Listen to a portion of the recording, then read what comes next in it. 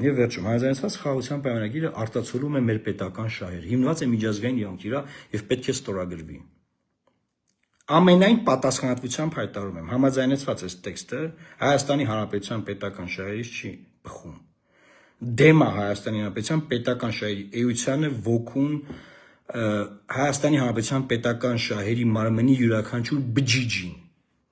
յուրաքանչյուր բջիջին դեմ է։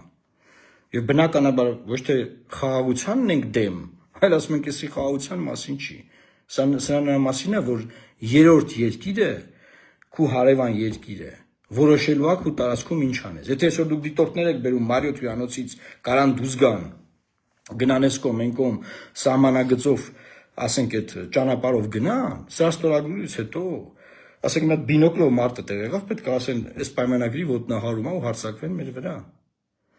Եվ Հայաստանը փոքր երկիր է, կներեք, այդ որտեղ, այսինքն Սևանի ափով կարան անցնեն օտար երկրի ուժերը։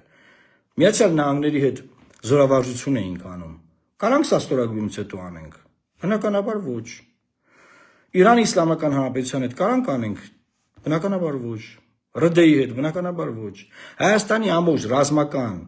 կոնցեպտը, որ ասում էին փլուզված է, խարխուլ է, մի քիչ խախտված է, բան, սա ոչնչացվում է բացարձակապես։